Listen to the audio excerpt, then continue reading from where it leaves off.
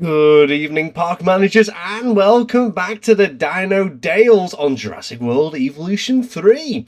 Today, we are going to be making an enclosure for the Sauropelta just off the back here of the Loki Ceratops enclosure we made last time, and we are loosely basing this off a water buffalo enclosure. So I thought it was kind of cool. I really like the look of it.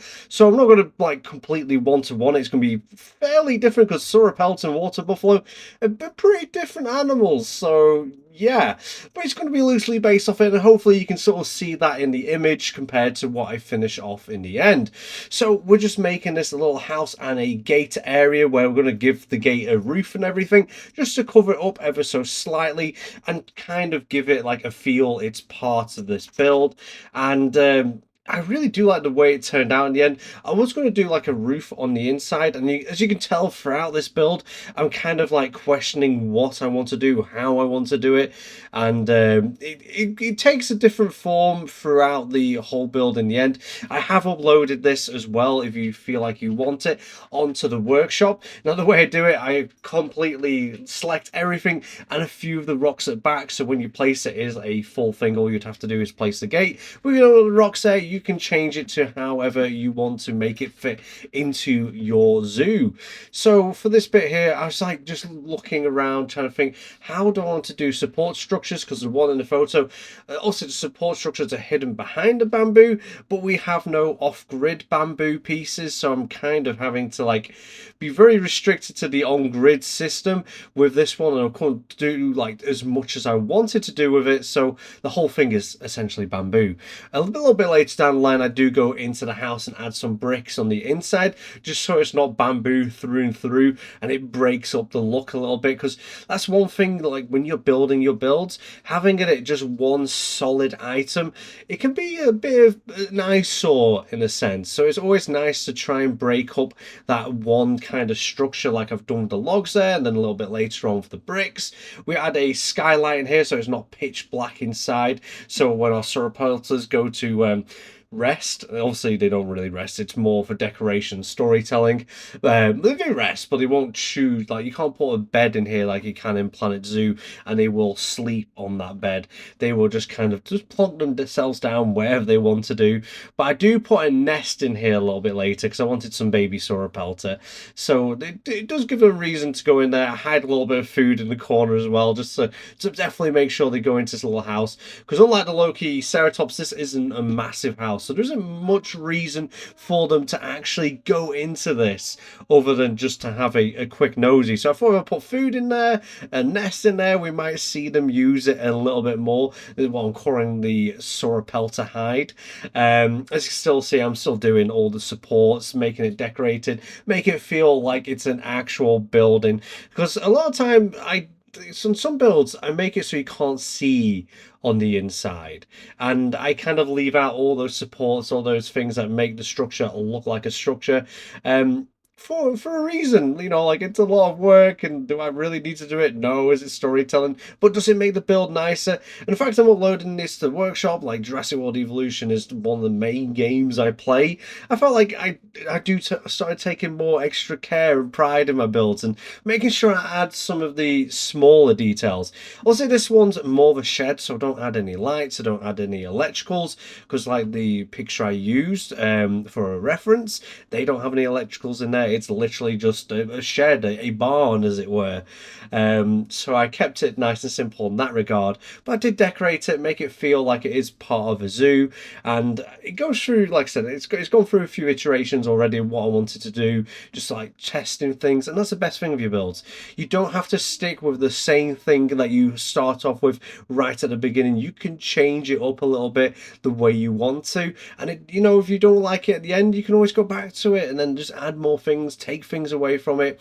And you see there, I've started doing the standoff barrier and the fence that I wanted to use to keep the Sauropelta in. I do as well, these are part of the build, part of the rocks, part of the building in the blueprint, but later on down the line you will see that I've added like a load of plants. The plants are left out of the blueprint because then you can pick what you want so it fits in with the rest of your own park if you choose to add this to your enclosure. Now I'm just making a small little hay rack here. I am kind of liking the fact that we can just make our own fake feeders. They're not usable. Like, to be honest, I'd sooner have like the actual feeders for the animals rather than them just only eating off the plant brushes that you place down, because you know, if you want like a certain kind of like vibes of the enclosure, you don't want to be having to place these plants down. So it would be nice to have some feeders later on in the future, like different types that you can choose from, and stuff like that. Right here I'm just making these small little barriers for the trees to protect the trees from the Sauropelta and vice versa, a bit like we saw in that water buffalo enclosure. And I do that to every tree. That's why I didn't add so many trees to this enclosure, and I kept them away from the rock wall as well, like unlike I did in the Lokiceratops enclosure.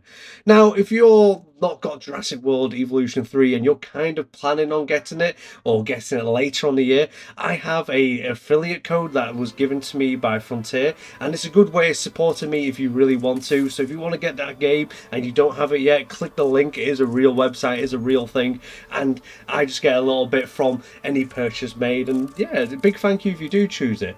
But anyways, back to the building. See, I'm scouring through the menu here. I was like thinking, I want another enrichment item in here, and you know what would be kind of fun to see is them scratch themselves on a scratching post. We'll see, they don't do that in the game, but we can imagine these animals using that, especially just to get a little itch on the side of the osteoderms and things like this.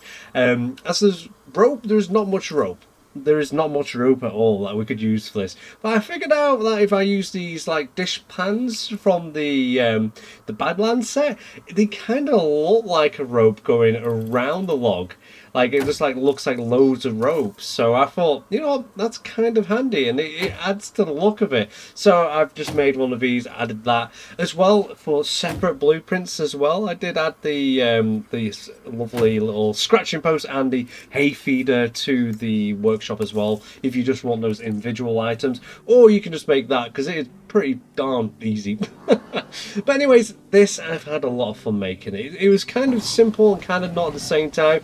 Just me just kind of exploring what items I can and don't want to use to try and get the vibes that I wanted. I'm going to keep the same kind of outer enclosure plants for around my park, keep the same few selected. So you'll start to notice that as this park builds up, I've kind of like in the distance out of the shot, I have this little area where I have all the plants I want to use around my zoo, and just kind of keep it simple and samey, a bit like going to any ordinary zoo with the odd decorational plant here and there, but there is just a main set of plants that you can sort of see knocking around. I am so glad that Sauropelta made it into the original roster into this game, because it was one of my favourite ankylosaurids in the game. They are just so cool, especially with those massive shoulder spikes, and they're just really nice to look at. But anyways, that is going to be it for today at the Dino Dales, and we will be back here next Monday. Let me know in the comments, did you use this enclosure? Do you like this enclosure? Or what would you have done differently? Anyways, as always, thank you for watching. Until next time, I'll see you later.